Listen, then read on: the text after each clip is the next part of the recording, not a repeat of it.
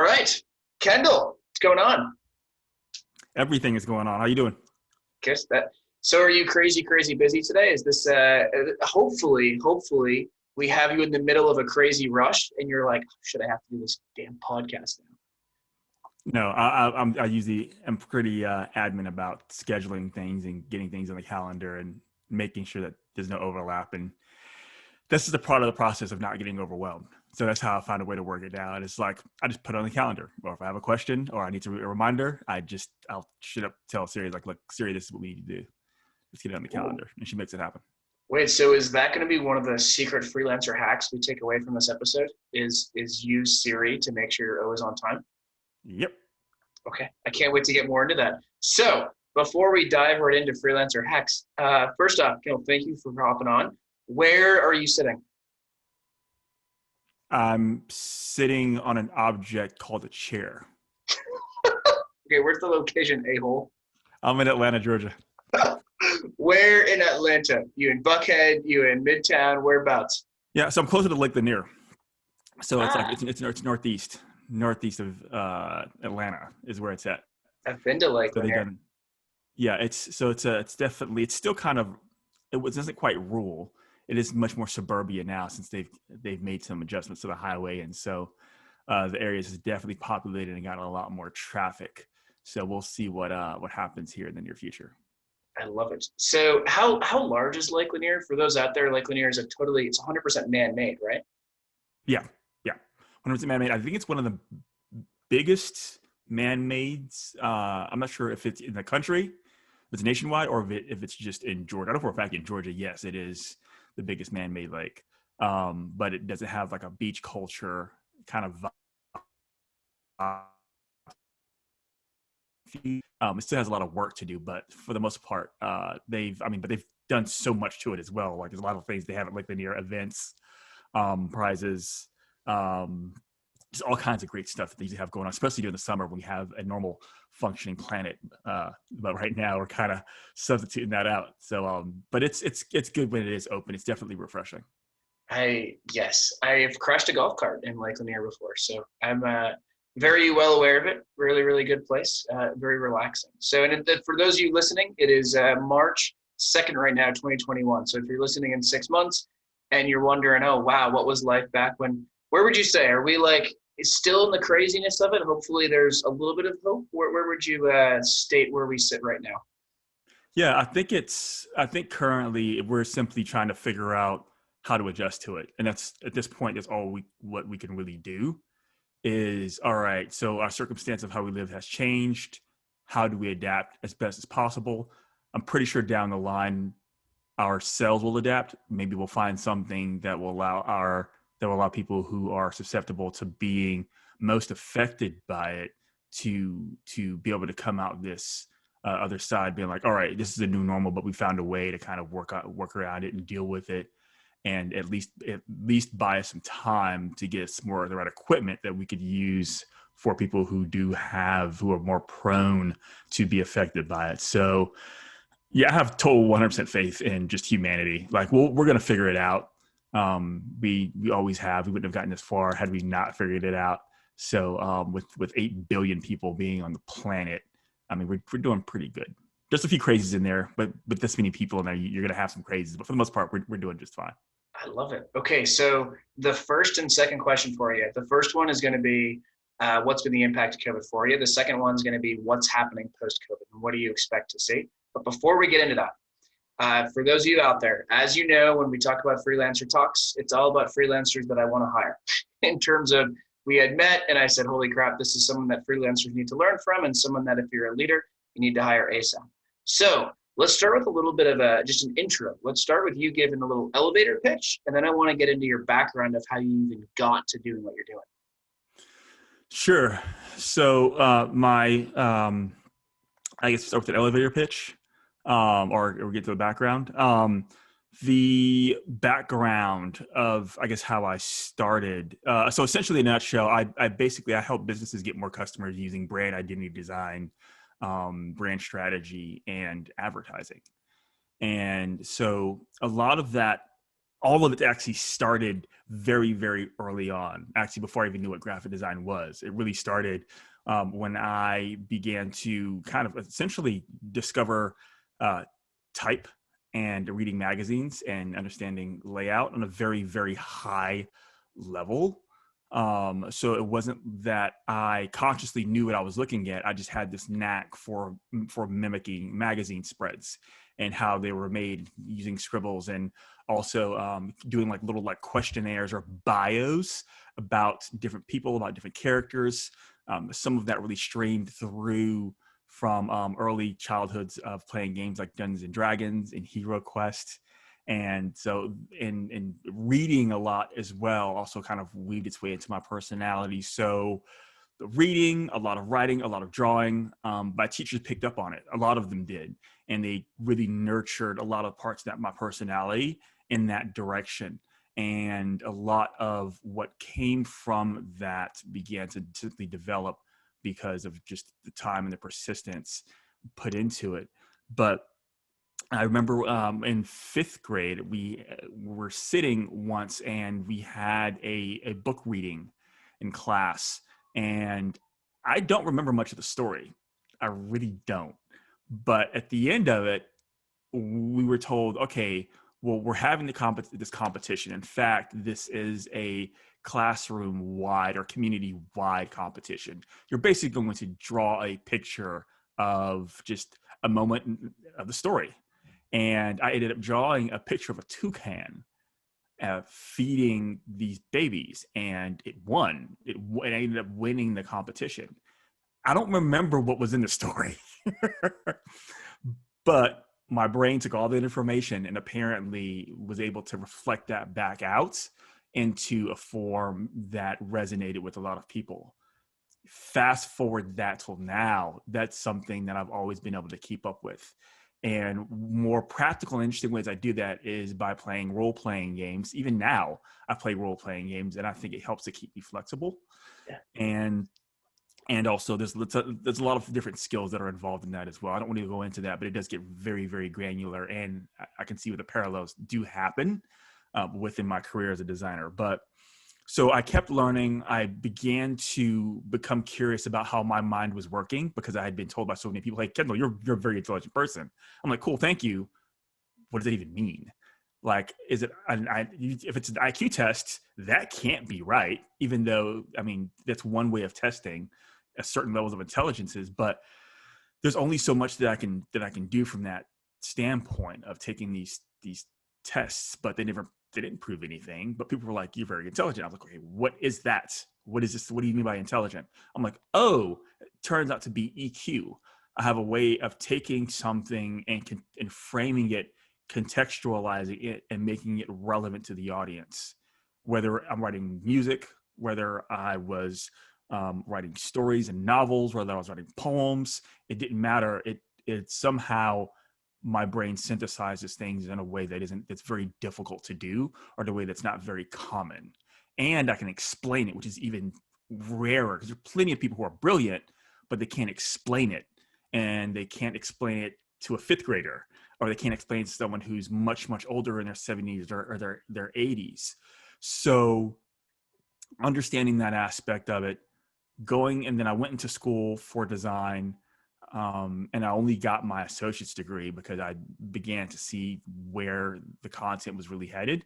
And even though I had a lot of great instructors in college, there's only so much that they were really able to teach. But one big pivot that I did have was toward my senior year, or my final year, was a teacher by the name of Chris Limburger. And the reason why she stuck out so specifically is because she actually was my portfolio instructor, but she had literally came straight from the advertising world because she was due soon to have a baby. So her framework was just at the advertising world. She had already had success designing the Mandalay Bay logo out in Vegas. And so there was a fresh perspective that she was able to bring, and she really helped me understand the power of effective messaging and making it simple and cross-pollinating ideas into visual form. Now, as a designer, we are taught to, okay, you want the copy or the header to reflect in the image in some way. There has to be some kind of balance in communicating those pieces together. So all the hierarchy that's involved in that, you want to make sure that that's going to be congruent. But with advertising, a lot of it was really focused on the messaging as well as how the visuals told the story. And so diving into that actually began to open up, I think, a lot of, well, I can tell looking backwards now, it did open up a lot of doors for me in the advertising world when I did work as a creative for a lot of advertising firms. And so all of this information, all these things I was learning about myself, about design, and then I began to get super heavy into psychology. But prior, had already been into psychology anyway, just the way that the mind works. Back to, I wonder how my mind works. I wonder what this all means. Taking tests, that sort of thing. I began to lean on people like Tony Robbins, especially, and like Tony Buzan, the maker of the mind map. And they began to teach me of just about different just personality types and modalities and frames of reference of actually seeing the world. It's about seeing the world from your unique perspective, but also getting leverage on that perspective so that you can get yourself to take action or produce a certain result or get a certain feeling that you want to have right now to leverage. So the EQ part was explored as well, and even tested different methodologies and different systems that other people who are involved in either psychology or neurolinguistic programming or neuroassociative conditioning or metaphysics, even if you are like people like Rhonda Byrne, who wrote The Secret. And so that all of that really did also additionally help to come to fruition. And as a designer, I'm an artist. I'm like, cool, but how do I teach people this? Or how could I at least teach a business? How can I teach them something that's going to benefit them before we've even started the design? And I'm like, there's got to be a way to do strategy as a designer. I just didn't know how to do it. So I had to keep my options open and keep my eyes peeled. And I had to keep my options open, my eyes peeled for 7 years before something finally showed up. And then when I found it, I was like, that's it. It's a perfect framework that I need. And then after doing a lot of research on different design systems, as far as strategy is concerned, there's a lot out there. And all of them are actually valid because they're all from the unique perspective and point of view of the system at hand. So there is no one wrong system. It just depends on what system resonates with you best. Are you inquisitive? Are you insightful? Are you reflective? Are you open? Are you really good at bringing a team together and making everyone feel interesting, important, or felt? Like, what is your superpower that you have when it comes to understanding and relating to other people and finding a strategy that works best for you, and just use that. So once I began to find systems that work, and then kind of combine them and slowly kind of evolve them. It's still evolving, but evolving along with my personality, that also became another cornerstone. So I've got the design and advertising part done, or the design part done. I've got the brand strategy parts, the thinking aspect of it, and I found a way to synthesize that. And then of course, like logo design, and that essentially became kind of like the true delta of everything that I've done so far. And yeah, there are certain things that I do within the advertising space as well, but that's much more of a walk-in compared to the power of having clarity and direction for your business and being able to transform that into something that's going to resonate with the customers and the audience that the customer is trying to reach. And it's easier now more than ever to get that data and to test things at scale for as little as $5 or just sending out an email. They can do this, 20, 30 years ago. So 2021 is definitely a great time to be alive. And I think that's something that we constantly have to be reminded by every day. And luckily, meeting people like you, Matthew, definitely helps to remind us of how far we've come, and then other things that we can contribute to others as well. I love this, man. So, okay, ready? All right, can I summarize? So, okay, start off. You're crushing D&D, which I wish I wasn't smart enough to play that when I was younger. I was the idiot that had to play sports because my brain couldn't do anything else. So you're doing that, right? You're doing the role playing games.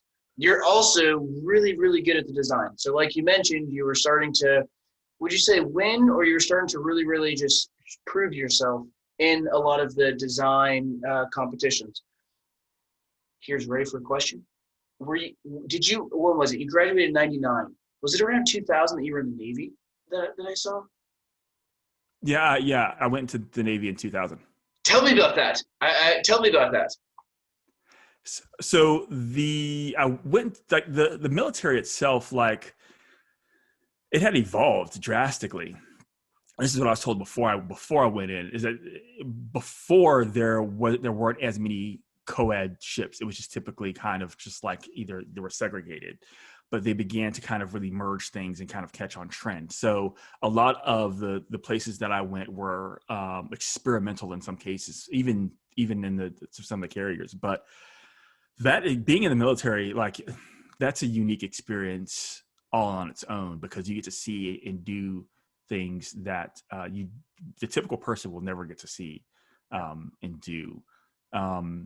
We're stationed. Where was I stationed? I was stationed in initially Newport News, Virginia, and then we ended up coming around the Horn. We had to basically we got restationed to we were dry docked in Virginia, which means that the carrier that I was on, the USS Nimitz, all the reactors and stuff were taken out to be, like, repaired and fixed and kind of updated, because they have to maintain the ship.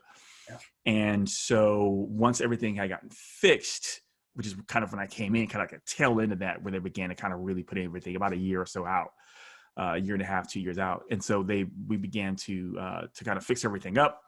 And then we had to go back to San Diego, California. Now, you'd think that, okay, cool, you're in Virginia, you just cut through Mexico and then go to San Diego, right?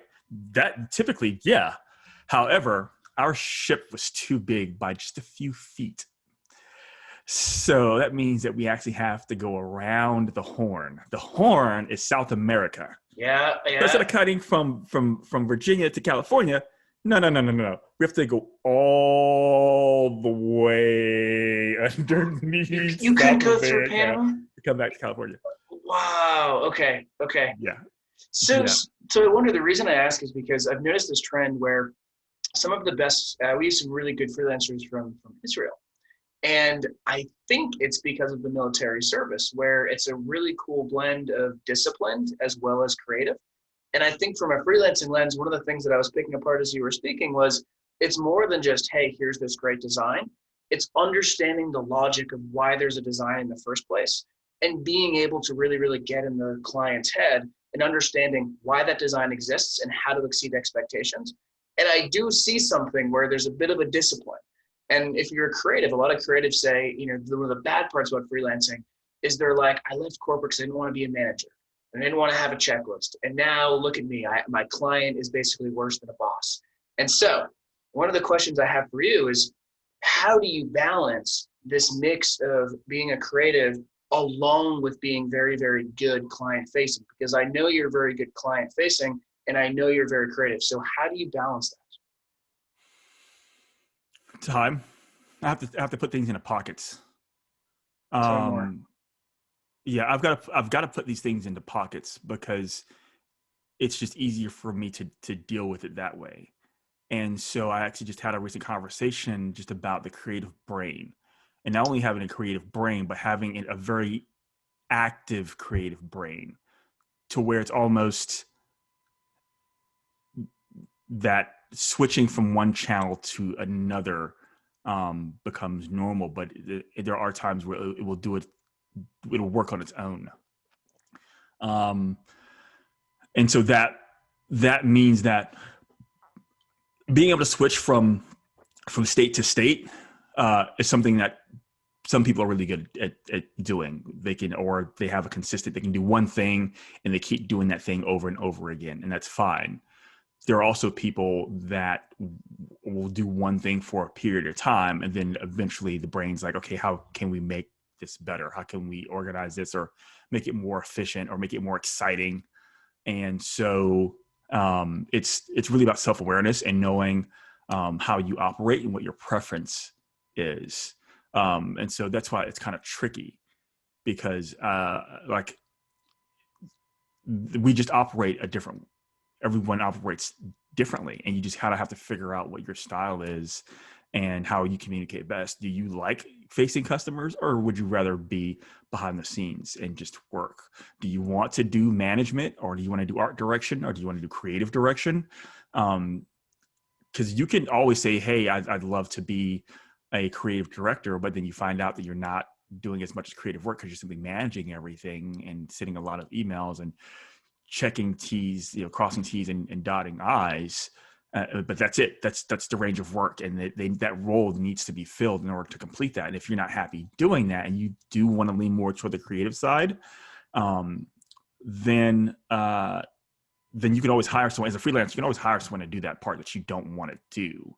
But if it's just you, it's just creating that time and that space to be able to manage that process, however it needs to be managed, that works best for you, and just fine tuning it and tweaking it as you go along, and you'll find something that that people respond to, that works for you as well. You'll find other people that feel the same way that you do, and that can be refreshing as well in many cases. Gotcha. So yeah, so I hope that helps. No, so, and I think we'll put it into context. So let's go over. Tell me about a typical client, and then tell me about a typical project. A typical client. Okay. A typical client.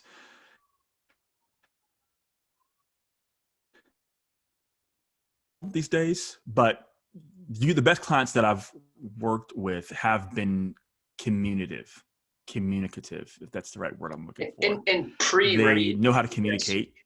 What do they look like? Like, are we talking about like large company client? Are we talking about startup client? Are we talking about like, is there a specific industry? What are some of the patterns you've noticed of like, hey, these are my ideal clients, and you might not have one, but yeah. So yeah, there isn't, like, as far as the industry that they're involved in, I mean, it doesn't really matter, because I've met good people and bad people in all kinds of industries. I've had good experiences and bad experience in all kinds of industries. It really, for me, it's really boiled down as to, do I like the project, and do I like the people that I'm working with? That's basically the money part really isn't a question. You're going to charge what you're going to charge, but do I like this project, and do I like this person? And would I like to see myself working with this person long-term, or do I just want to work on this particular project piece?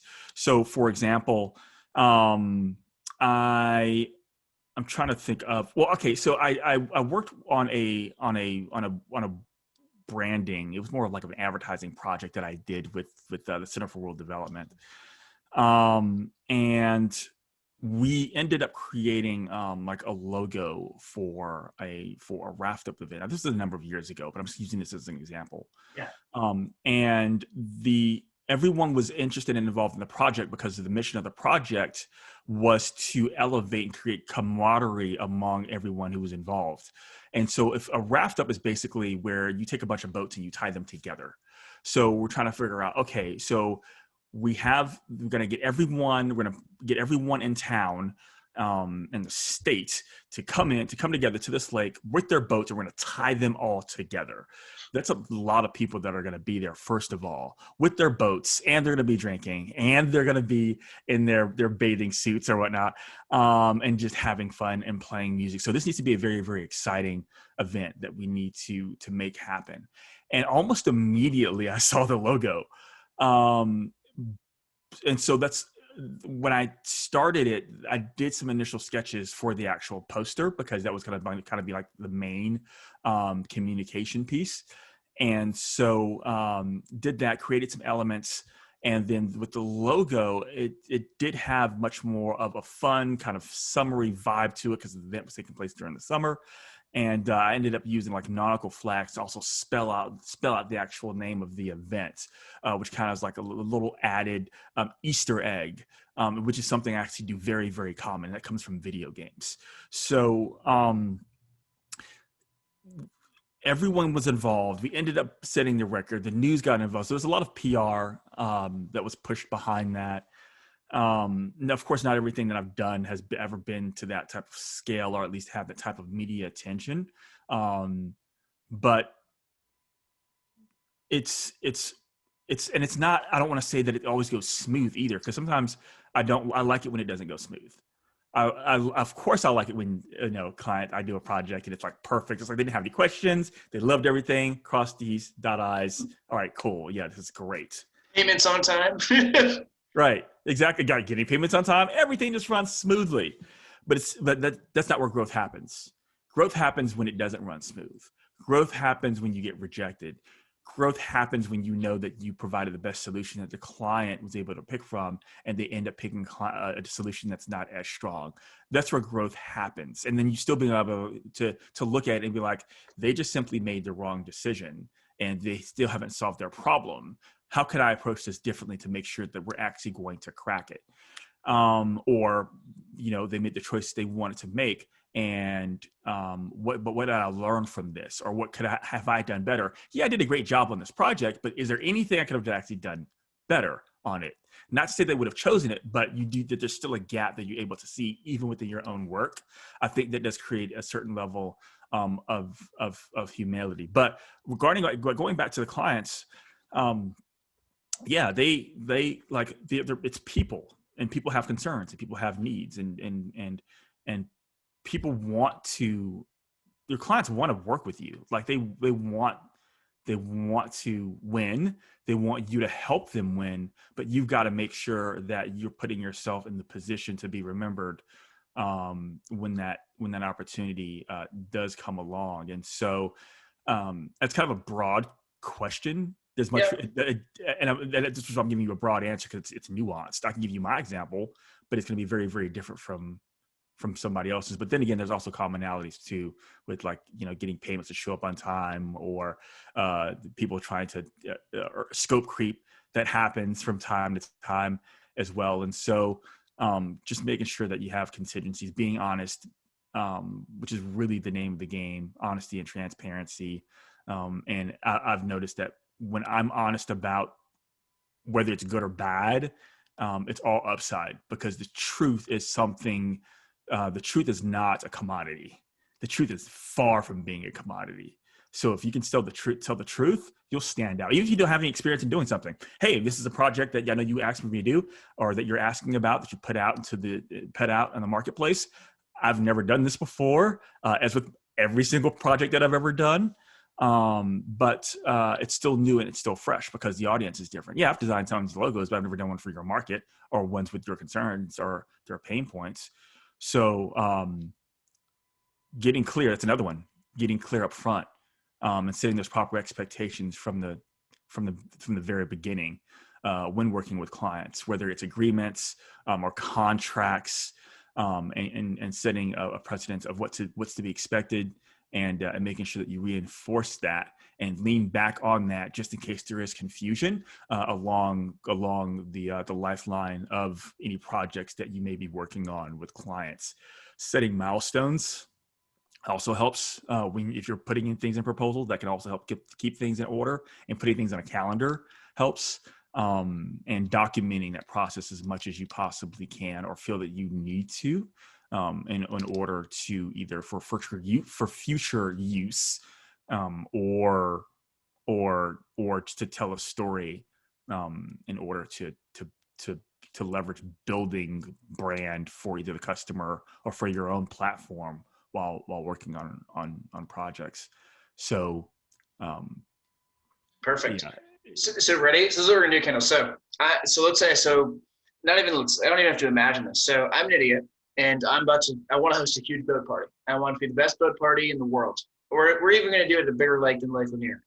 So what I want to do is I want to recreate what's going to happen when I come to you.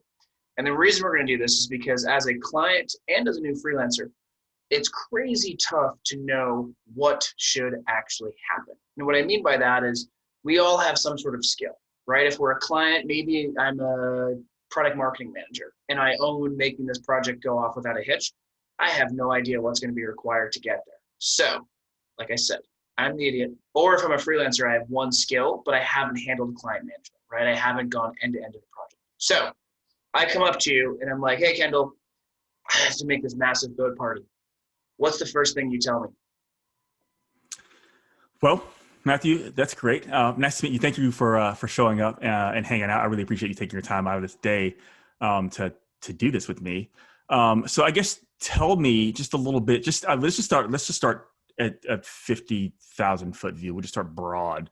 And so I guess tell me, as if I was in fifth grade, the basics of your business.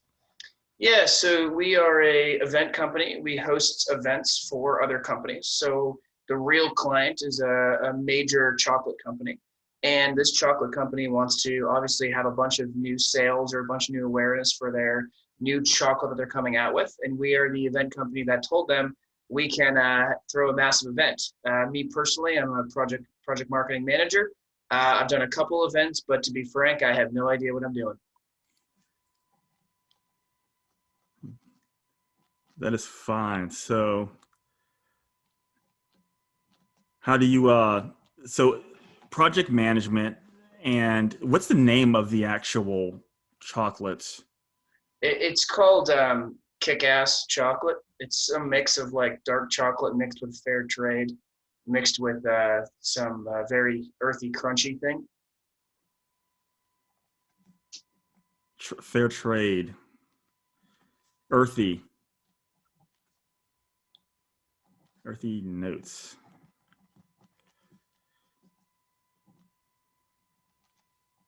And so is that the kick-ass chocolate? Is it only a single flavor, or is it um, part of a collection of other brands? Like, is it part of a monolithic or a bigger umbrella?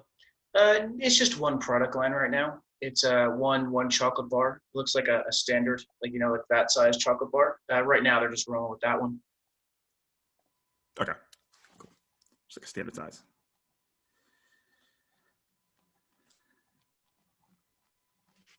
And so you want to communicate. You want to be able to have an event for this. Currently, the biggest challenge for you would be what? What would be the biggest, what would you say the single biggest challenge that you're dealing with when it does come to? Yeah, that's a really good question. I think it's knowing what activities I should be doing to move the needle. I do have some budget, so I have $50,000 to really make this a splash, and I do have some in-house developers, so we can sort of create a landing page. I've been told that we should have an ad campaign. I've been told that we should potentially have a press release and some articles. But I'm open. I'm open. Like I said, I just have that 20 to 50K or that 50K budget, and some in-house developers. But besides that, that's it. Okay. So then would you say that your biggest challenge, is it time? Is it, is just simply, is it direction? Direction, yeah. And prioritization, you could put as well, of prioritizing which is most important. Okay.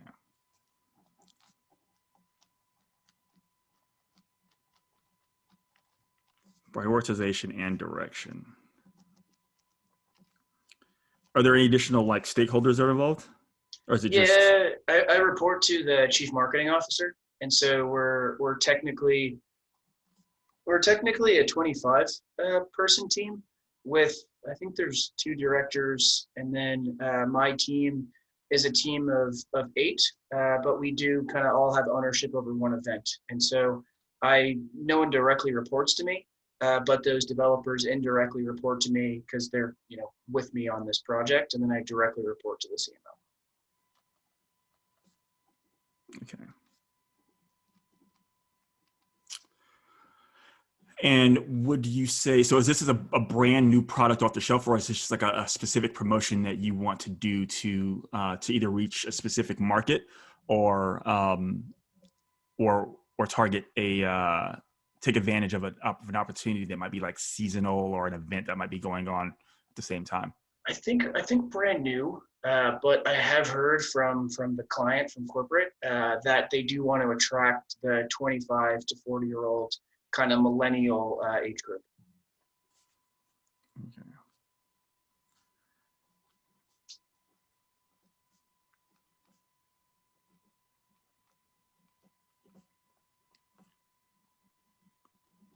25 to 40-year-old millennial age group.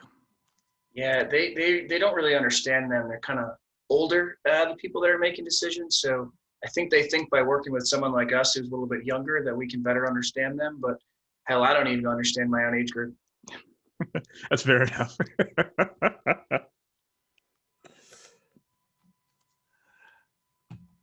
And what would you say are some of the biggest trends that are currently within the chocolate market, or that's happening within that industry?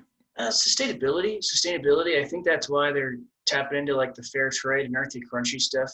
Uh, yeah. There's a big movement, as you can see, the past couple of years in having sustainable chocolate. Uh, Corporate did try to tell me that I should buy a Prius and drive around in a Prius. I'll do that if I have to. Yeah, that's been sort of the major trend is sustainability. I don't really understand the buzzwords, but I think it's like sustainability, eco-friendly, that sort of angle, kind of like Patagonia, right? That sort of side. Okay. So it has to be chocolate that is eco-friendly, much beyond just the environment. But if you treat the environment kind of like your body, what you're putting into your body is going to matter as well. And you want that to be as congruent, or the customer wants to be that as congruent as possible. And even what you're offering, you want that to be as congruent as possible, so that the people who are making the healthy choices and living a healthy lifestyle, so they can have as much integrity and optimism about their future as they do the future of the planet. Yeah, you nailed it better than I could or my boss has. Dude, that was okay. So I'm okay. Here's one major thing I want to make sure you all listening can get into. The number one thing I tell clients is if you hop on a call to freelancer and they don't teach you something, then from a client lens, that's probably not the right freelancer. And so that was technically and listeners out there, I did not expect that in any way, shape, or form. I expected you to be like, this is step one, this is step two, this is step three. But I feel like I just got schooled, and I feel like you all just got like $1,000 boot camp course about how to win a deal, because that was gold. You asked questions that, let me call some things out. The high level objective was you got me to learn something and to think in a way that I didn't even think about, because it was a deeper level than I even knew. Which a secret out there is most of your clients don't know what they're hiring you for, and they're not the expert in what they're doing. So they don't even know the question to get to the level that you just did. Second thing, you did most of I did most of the talking. So you made me feel really, really cool. You made me feel special. And you asked good questions. You didn't just say the generic of, do you have budget? Who's your target market? The stuff that you can just read out of the book. You asked very, very experienced questions. And the third thing is you listened very well in terms of you were able to take what I was saying and you kind of like built it up stair by stair until the end where it was a boom of just like, oh, so there needs to be an identity. And all this, and I was just like, holy shit, wait, what? So that was incredible. I'm going to assume that the next thing that you do is you send me an email with like a little version of that, and there's a proposal document attached to it. Is that what's going to happen next? No. What happens next? Well, we haven't gotten to. Are we finished role playing? Yeah, I'm sold. You literally had me sold. You literally had me be like, all right, I'm waiting for the proposal. How much I'm going to sign? All right. So typically, I wrap it up by doing reflection, Okay. and that's basically me going back through everything that I've written down, and I basically read it back to you. But I'm doing it from my frame. And so, I mean, so once I, here's everything that we've talked about. Does that make sense? Do we agree? All right, cool. I can solve your problem. It's going to cost you X. Do we want to do an RFP? I can do that. And then that's pretty much it. Cause I don't want to waste time. Yeah. So I don't know. So the main goal is to let's first understand what the problem is. What's the problem that we're solving? How big is this problem? The problem might be much bigger than we thought, or it could be smaller. It could be a smaller problem. So having an event with chocolate in 2021 is going to be different from doing the same problem last year or 2 years ago, because the context is different, right? So now we're thinking about, okay, well, how do we pull this off online? How do we get people interested in about chocolate? Yeah, we can get people to show up. Chances are, because they're online, they don't have to physically be there. But what would be the added benefit? Who are some people that we can pull in that they would want to show up for? What are some prizes, some things that we could give away based on that's the very light profile that we talked about? We didn't even go into the profile at all of that target customer, of that demo, but depending on what's needed, like let's say that we did decide to go straight advertising. Hey, we already have the packaging design done. We already have the strategy. We already have the packaging. We just want to run ads. All right, cool. At that point, I would actually start off with that customer profile. It's very similar. It's kind of like Mad Libs. We kind of go back and forth and play tennis. And then there are certain onboarding questions that I do ask in order to understand the current framework of your business, because I don't want to walk in and interrupt anything. I want to understand what's working for you, what's not working, or what's something you haven't tried, and then I would custom craft an approach in order to market that product to meet everyone at the touch points on YouTube, on Instagram, especially on Facebook, especially maybe opening up a private Facebook group where people can share and they can have that opportunity to be significant and be amongst like thinkers who might introduce them to maybe a chili pepper chocolate that they may have never had. Or you might discover in the comments that there are other flavors that they're asking for that the business can definitely incorporate in order to.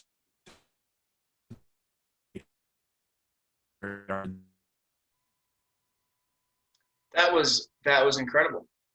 I'm kind of blown away. I actually can't wait to take a snippet of that and be like, here's 10 minutes of liquid gold in terms of how to own the client engagement. And the way that I would summarize what you did, and this is why, to be honest, this is why I love Freelancer Talks, is because we have no script, we have no storytelling, we have no thought leaders, because that was the gold that freelancers need. And we all know there's millions of boot camps out there charging $1,000 to $2,000. I think most of them are bullshit, just to go on the record and say that, because what you just said is worth 10x more than any of those damn boot camps.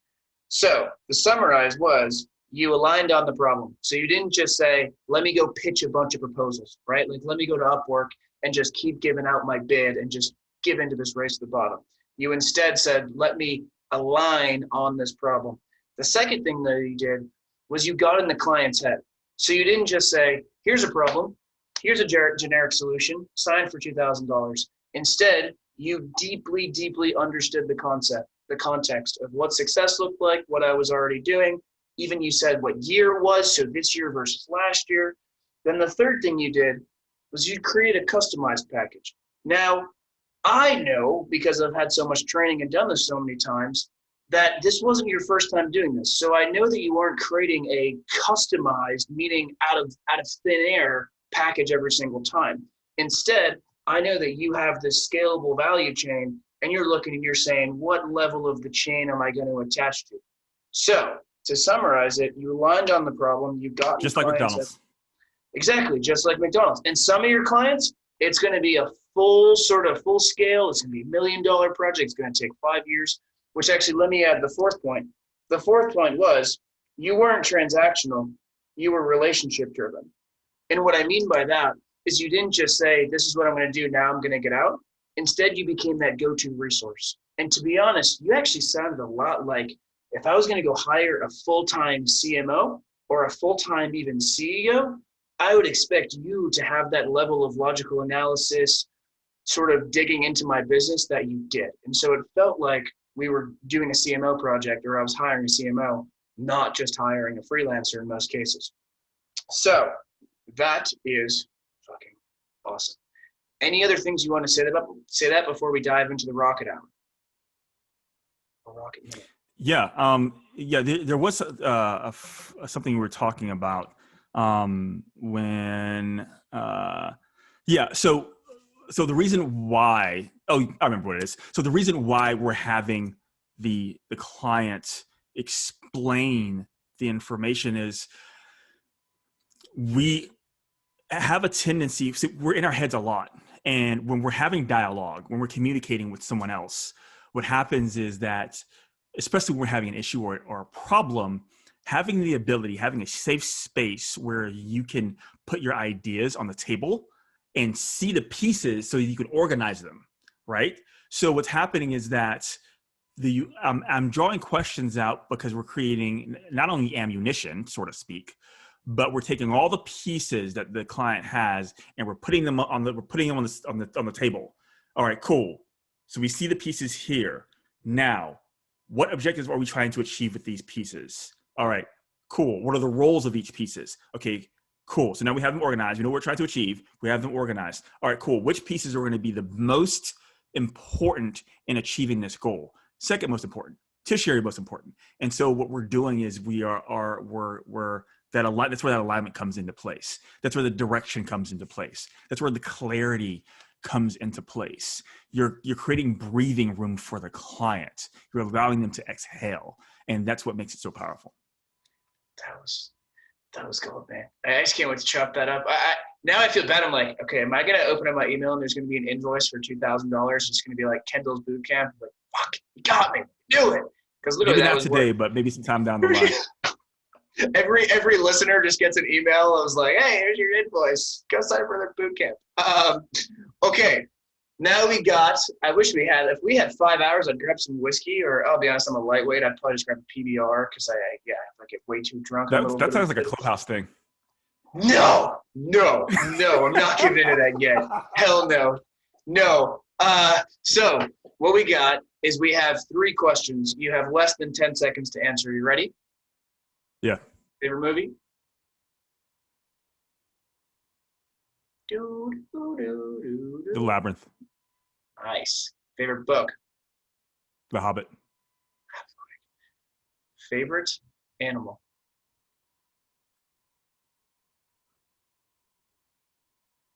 Humans. Oh, you just opened up a wormhole. We are a bunch of animals. Kendol, thank you so much for hopping on. That was one absolute blast.